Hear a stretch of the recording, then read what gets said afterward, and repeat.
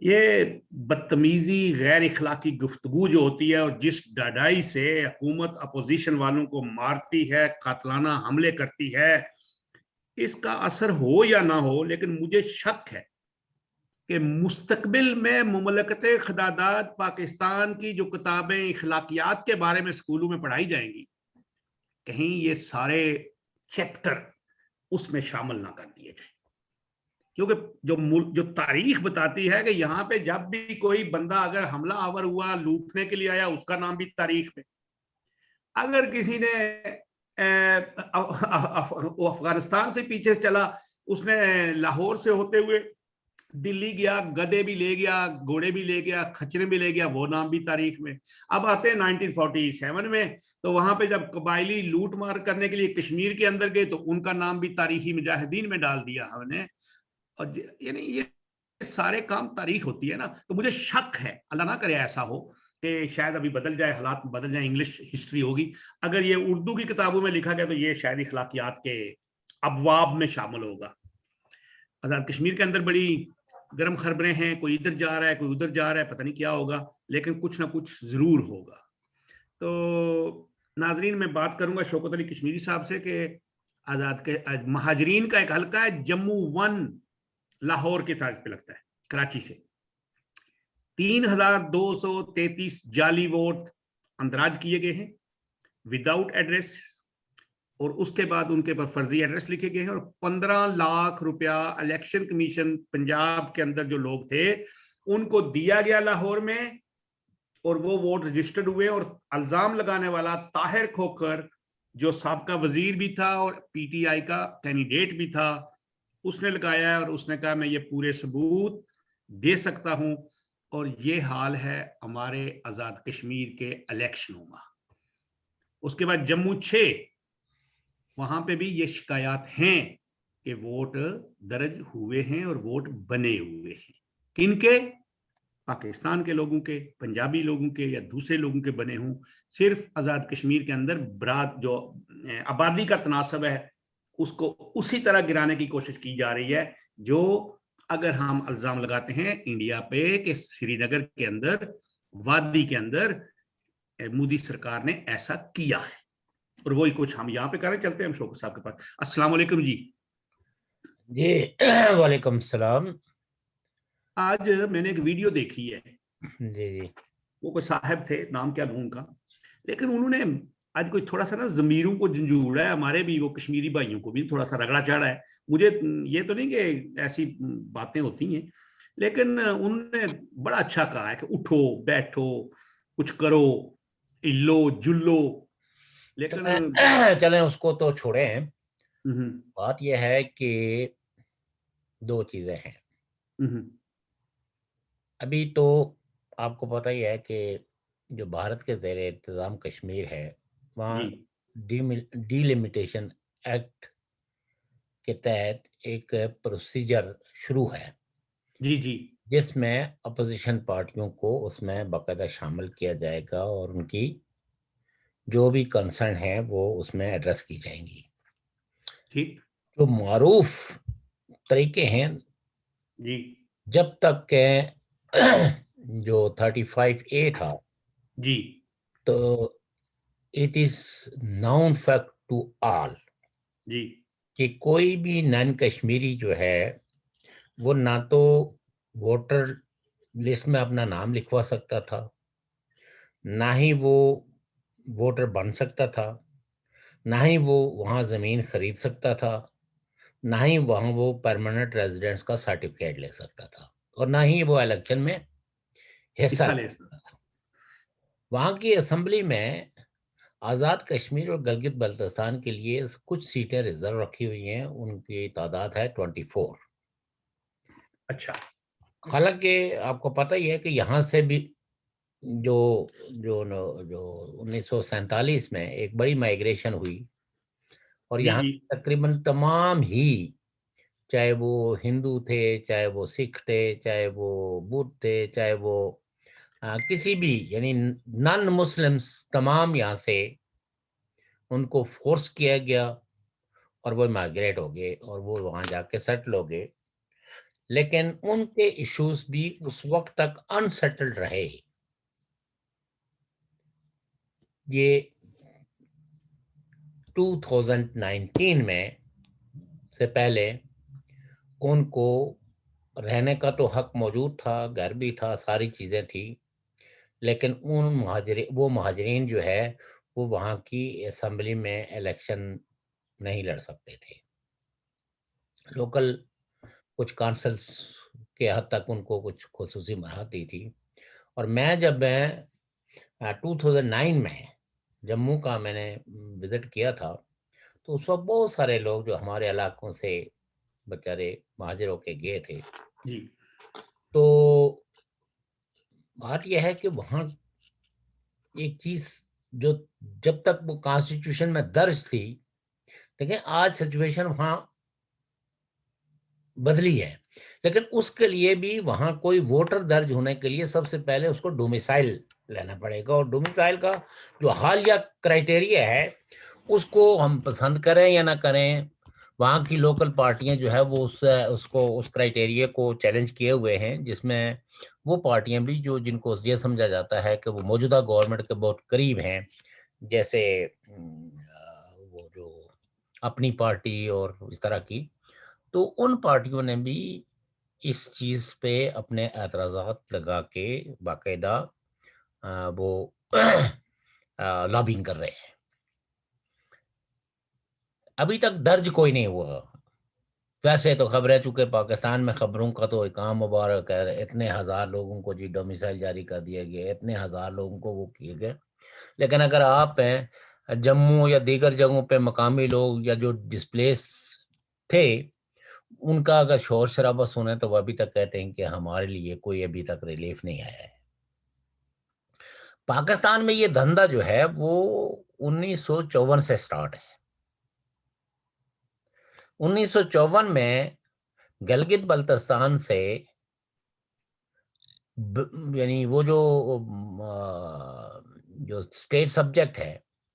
اس کو ختم کر کے وہاں کی آبادی کو اقلیت میں بدلنے کے اقدامات شروع ہو گئے.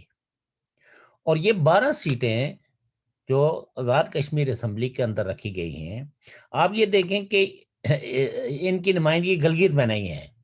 گلگت اسمبلی میں نہیں ہے.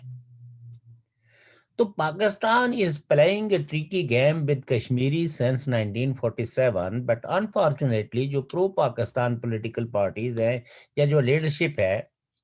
انہوں نے کبھی بھی پرو پیپل ایجنڈا رکھا نہیں ہے.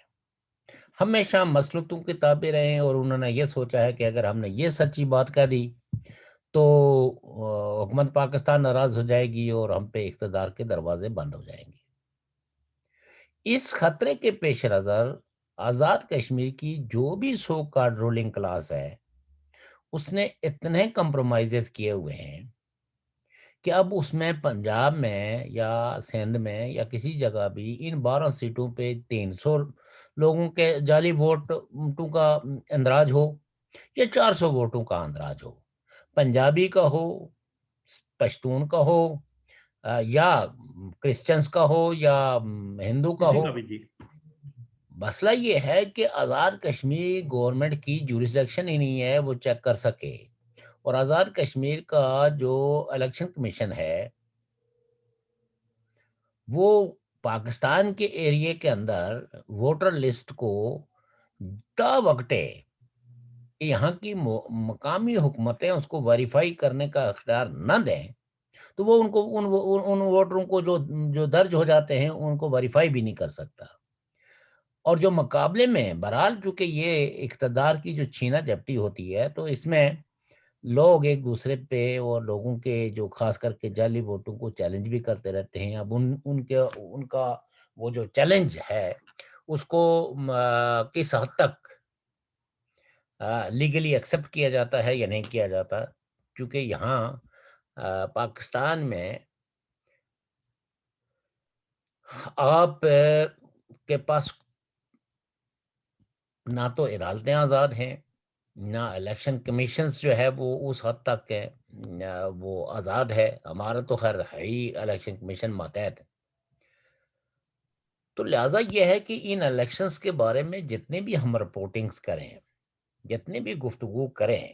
ایک بات طے ہے کہ مطلوبہ نتائج تو گورنمنٹ آف پاکستان نے نکالنے ہیں،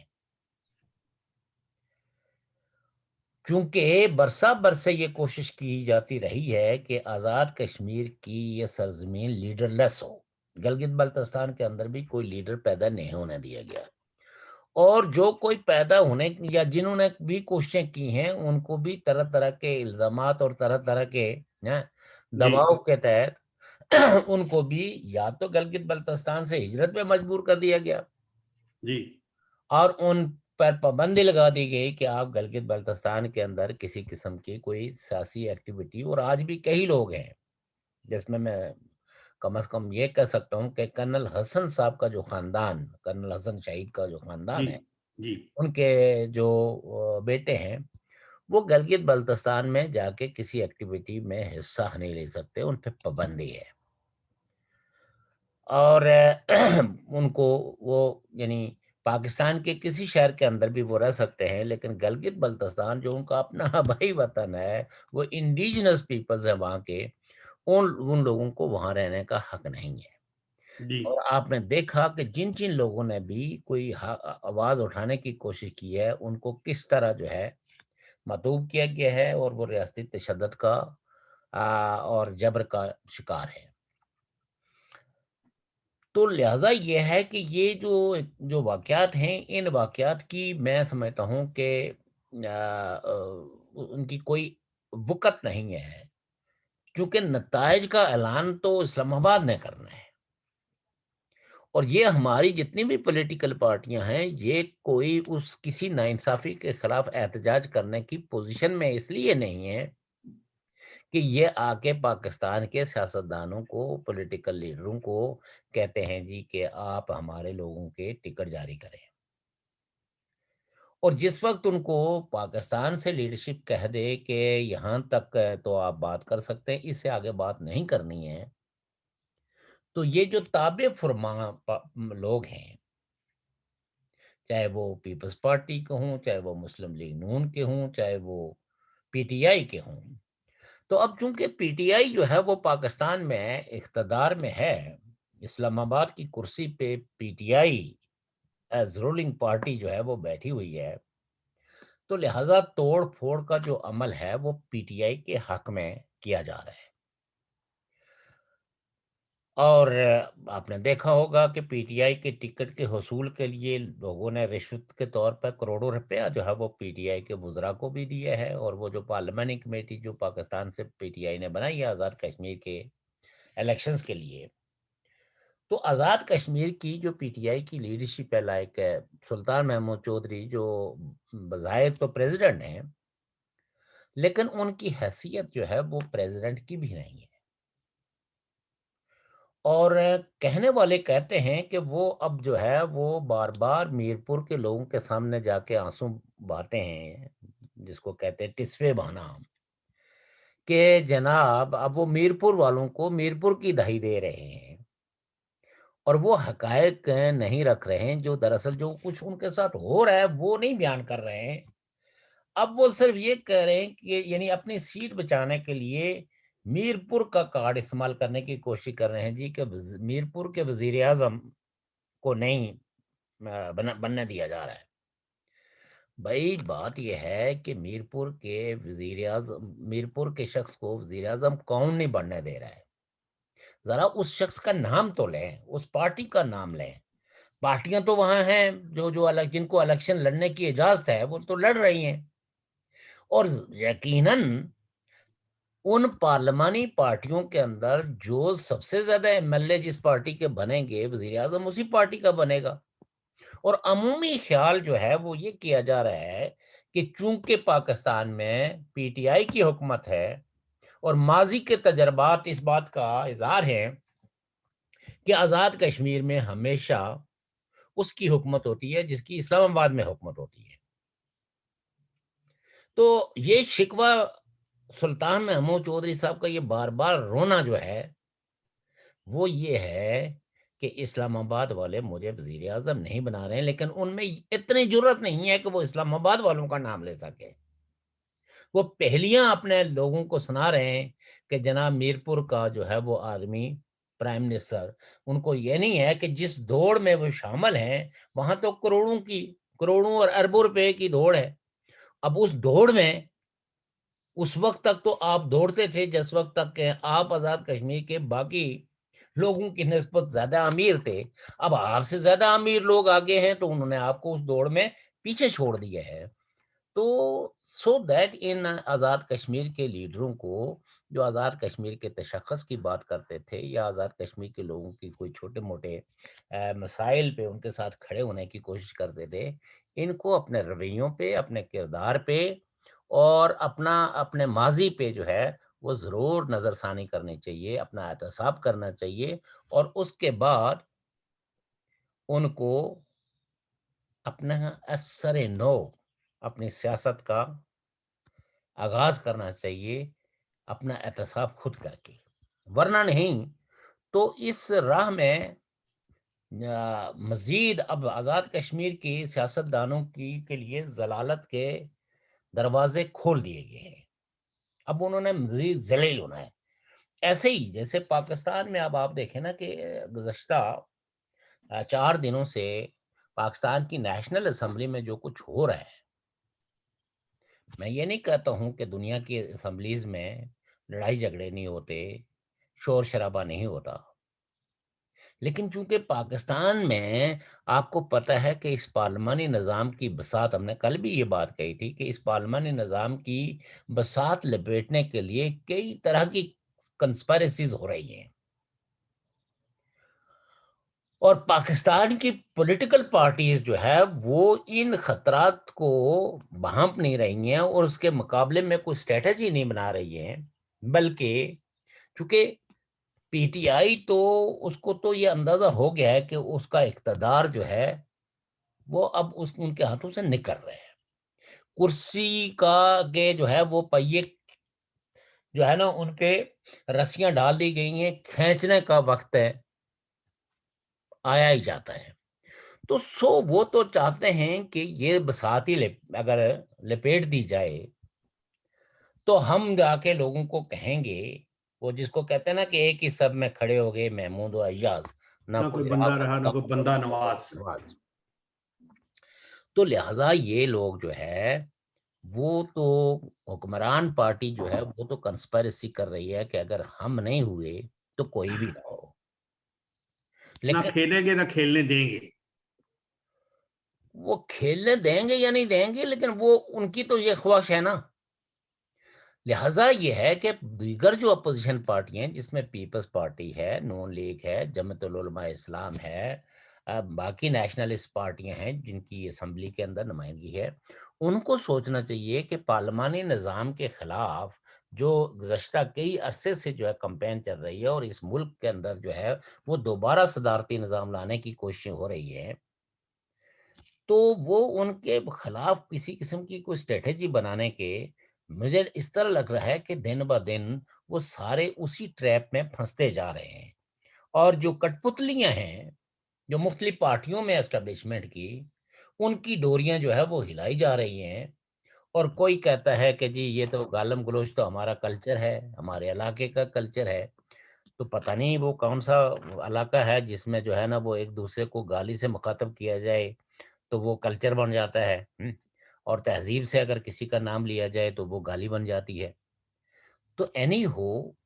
it is a big conspiracy against the democratic system. Pakistan میں تو ابھی تک حقیقی معنوں میں ڈیموکریٹک نظام تو آیا نہیں ہے، لیکن کئی لوگ ہیں ہماری طرح جو یہ توقع رکھتے ہیں، جو امید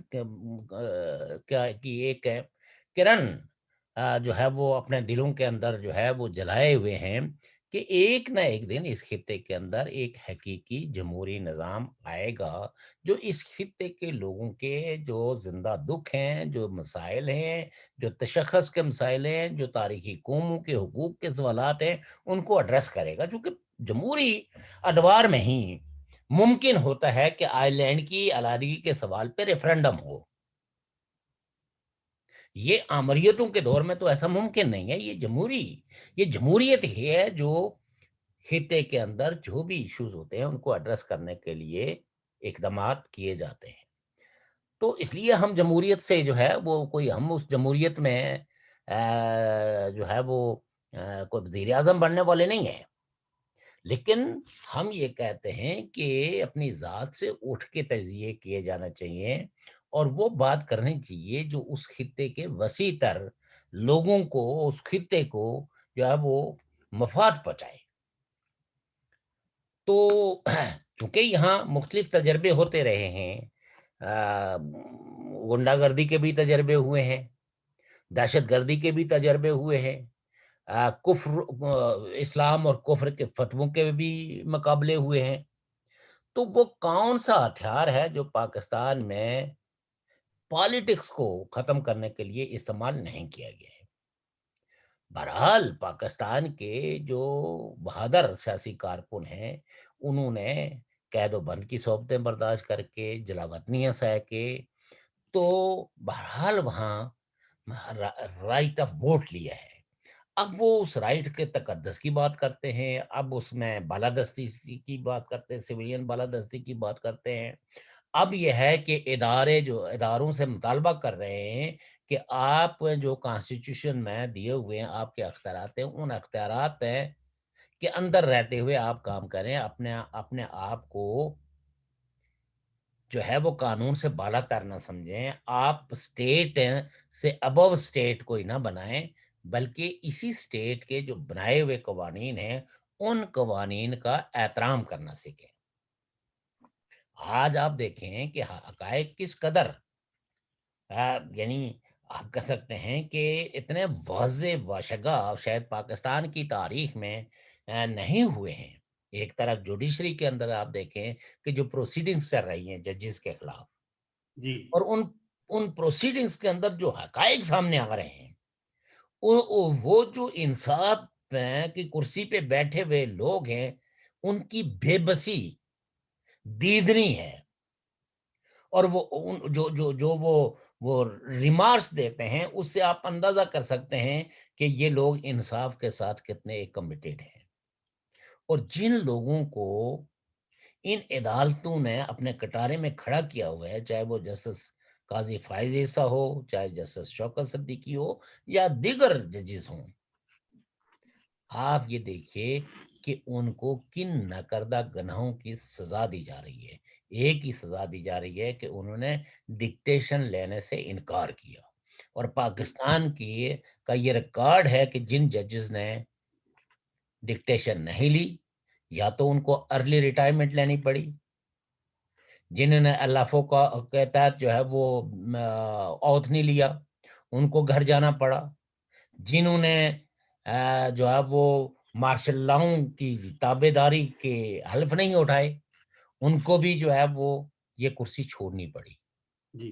اب جن لوگوں یہ جو ابھی بیٹھے ہوئے یہ اسی کا بائی پروڈکٹ ہے، لیکن ہر دور میں کچھ نہ کچھ، جیسے کہتے ہیں نا کہ ہر دور میں منصور حالات پیدا ہوتے رہتے ہیں جو انا الحق کہہ کے تو وقت کے حکمرانوں کے غصبانہ اور توصیف سندانہ عزائم کو چیلنج کرتے ہیں اور انسانیت کے لیے ایک امید کی کرن بن کے سامنے آتے ہیں۔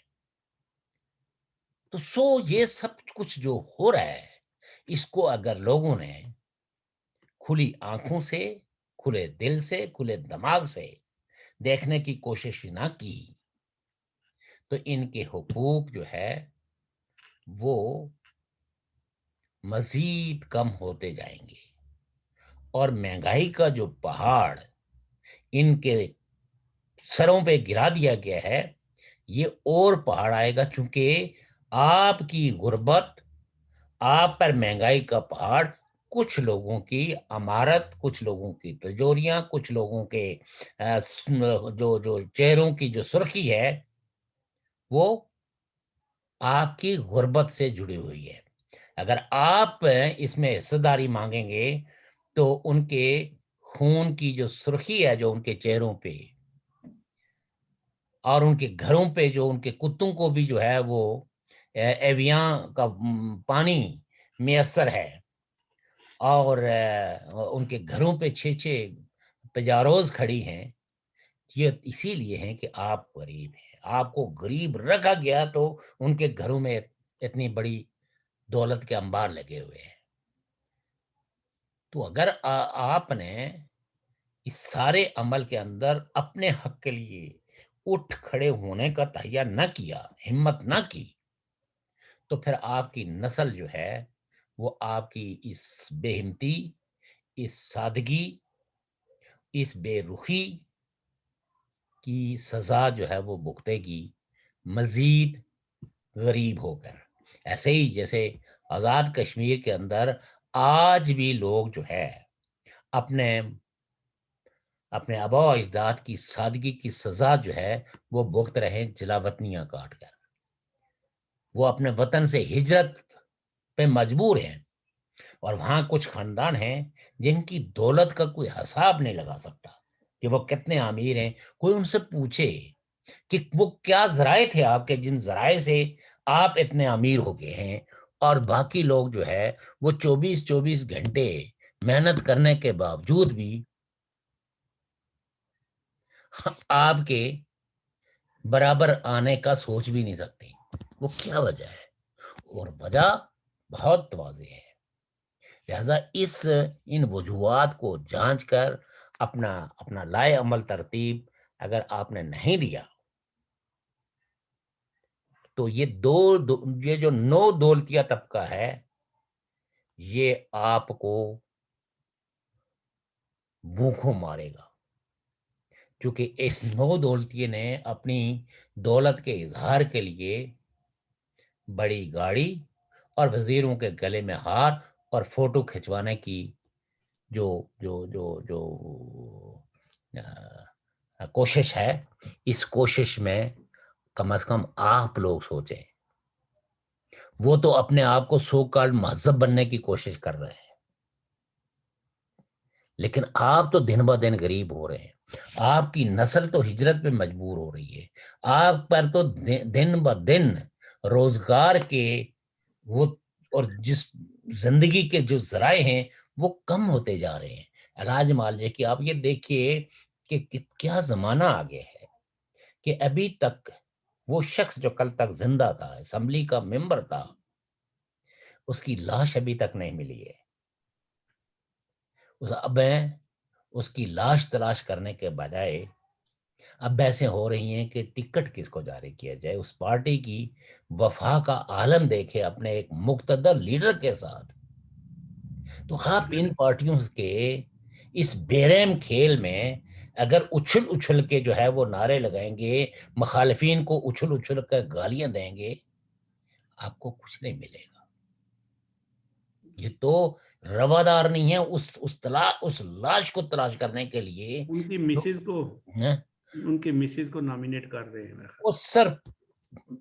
بات آپ کی جو ہے وہ تو بڑی ایک اور بات ہے نا بات جی. یہ نہیں ہے، مطلب یہ ہے کہ مرنا ہم سب لوگوں نے ہے. چلو کہ کوئی حادثے کا شکار ہوگا، کوئی کسی طرح ہوگا، کوئی بیمار ہوگا، کوئی کورونا سے مر جائے گا. لیکن سوال یہ پیدا ہوتا ہے کہ ایک مقتدر لیڈر جو اس پارٹی کا ہے، ابھی اس کی لاش تو تلاش کی جانی چاہیے نا. اب تو اس پارٹی کے انہوں نے ایک نئی روح پھونکنے کے لیے آج سردار عتیق الرحمان صاحب نے بھی ان سے ملاقات کی. یا سردار عتیق احمد صاحب نے، ان کے بیٹا تھا، 2-3 وفاقی وزراء تھے، تو عمران خان صاحب سے کہ ہم مل جل کر اس خطے کی ترقی اور اس خطے کی جو آزادی کی تحریکیں ہیں ان کو شانہ بشانہ ہو کے کام کریں. دیکھیں ان لوگوں کی یہ تو ان کا ایک پکایا رٹایا سبق ہے. تحریک آزادی کو کامیاب کرنا ہے. اصل مسئلہ یہ ہے کہ ان کی تحریک آزادی صرف اتنی ہے کہ مظفر آباد کی کرسی، مظفر آباد کے اس لوڑے لنگڑے اقتدار کے اندر ان کی بھی کوئی حصے داری ہوگی یا نہیں ہوگی. اور دوسری، جن کو ایم ایل اے بننے کا شوق ہوتا ہے تو وہ جا کے فریاد کرتے ہیں آقاؤں کے ساتھ کہ جناب کم از کم ہماری ماضی کی نسل در نسل خدمات کے سلے میں ہمیں اسمبلی کا ممبر تو بننے دیا جائے، ہمیں اسمبلی کا ممبر تو بنایا جائے. تو چونکہ بعض دفعہ آپ کو پتہ ہی ہے نا کہ جب وہ آپسی اختلافات کی بنیاد پہ وہ جو کہتے ہیں نا کہ ہاتھیوں کی لڑائی میں جو ہے وہ کیا گن بھی جو ہے نا پسے جاتے ہیں. تو یہ لوگ جو ہے نا جن کو اب یہ جو پاکستان کی پولیٹیکل پارٹیز کی جو لڑائی کا میدان آزاد کشمیر بن گیا ہے، اس میں آزاد کشمیر کی جو رولنگ کلاس ہے نا وہ گن ہے. وہ تو پھر سارے ایک عرض کروں جی وہ تو تبھی پتہ کھیل تو پھر شروع ہوگا جب ایک عام آدمی کو احساس ہوگا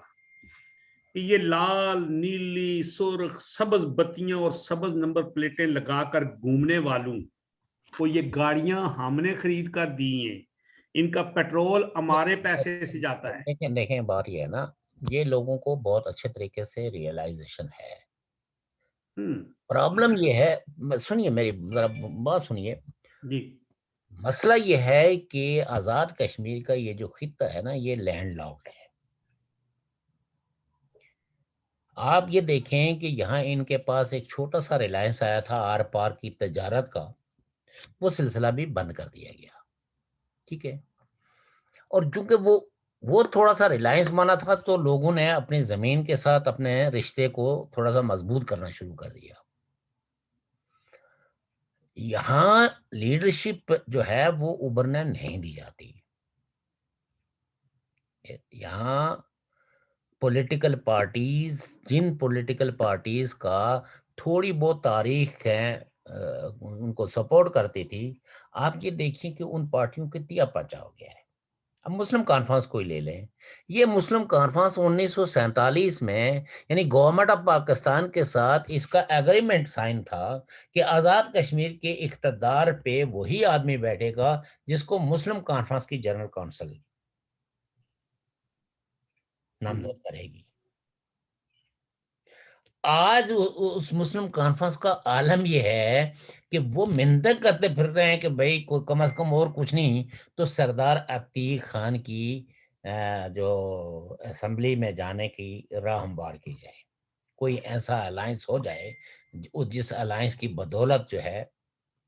وہ آزاد کشمیر کے اس لوڑے لنگڑے اقتدار میں، چونکہ لوگوں کو یہ ہوتا ہے کہ ایم ایل اے بنیں گے تو ممکن ہے ہم وزیر بھی بن جائیں.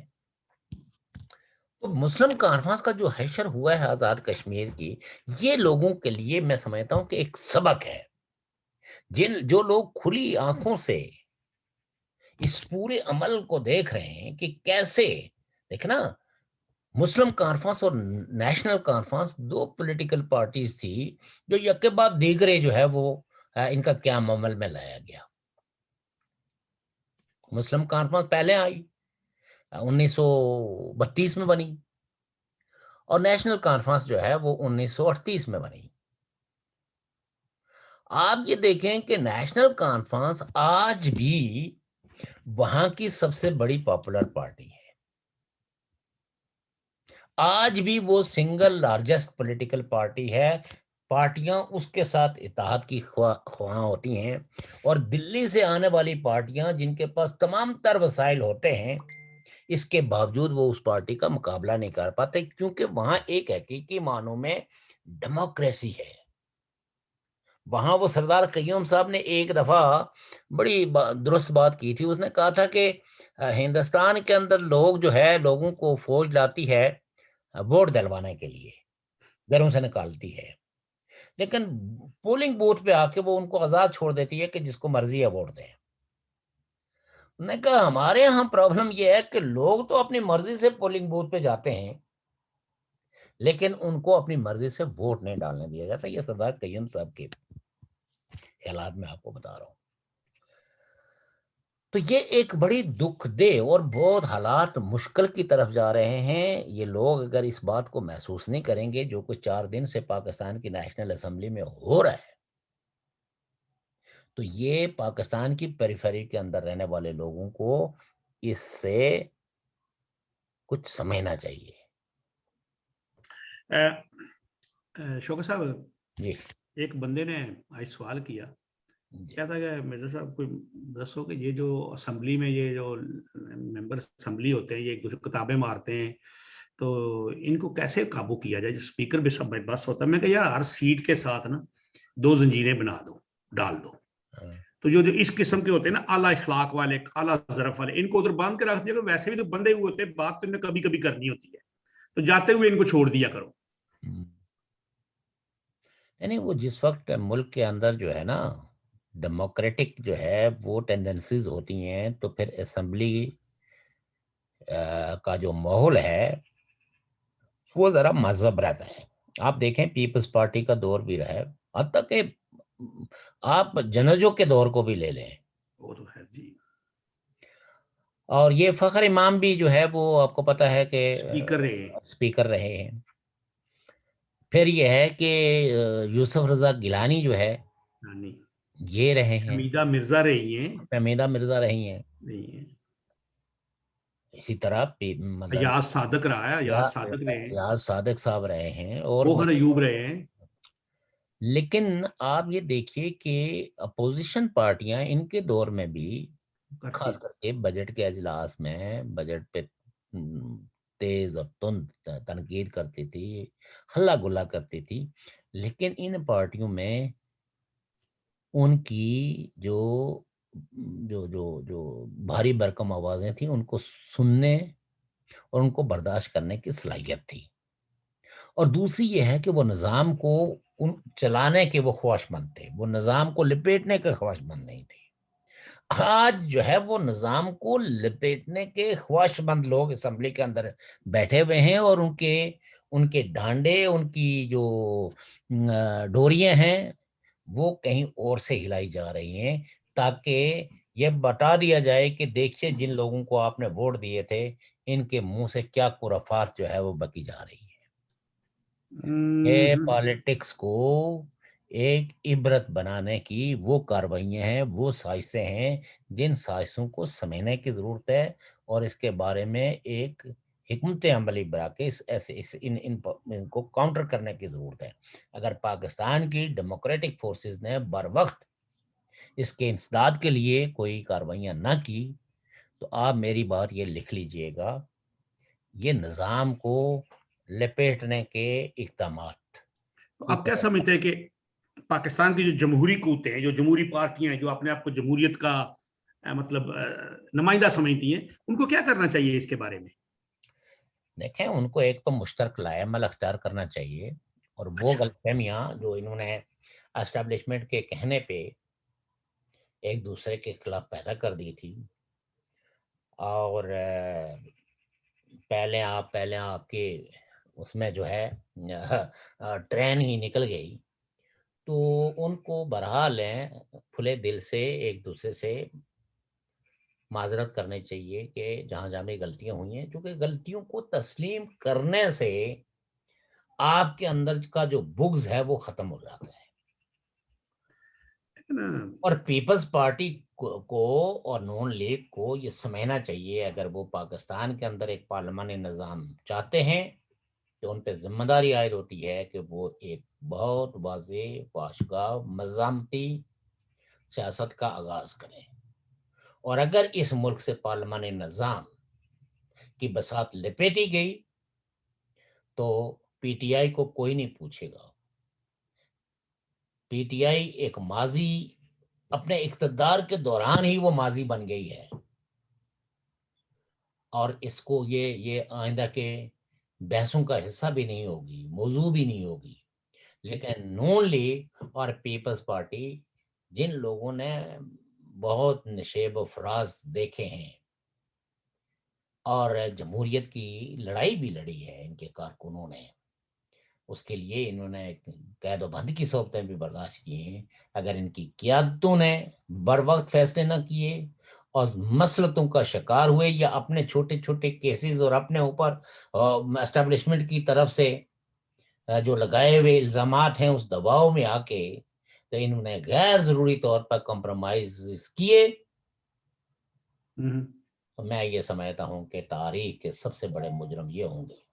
Thank you very much. کو کوئی کچھ نہیں کہے گا. تھینک یو ویری مچ شوکت صاحب, ہمارا ٹائم ابھی جا رہا ہے, تو ناظرین سامعین ہم کل پھر ملیں گے. شوکت صاحب نے جو بات بتائی ہے نا, یہ سب سے آخری بات جو ہے, یہ ہمارا حاصل مقصد ہے. وہ کیا ہے کہ اپوزیشن کٹھی ہو, اپوزیشن آپ کے خلافات بلا کر جمہوریت کے لیے کام کرے, اور लोगों की आवाम की मुश्किलात को दूर कराए। तो मैं आपसे इजाजत चाहता हूँ, इंशाल्लाह कल फिर मिलेंगे। अल्लाह हाफिज।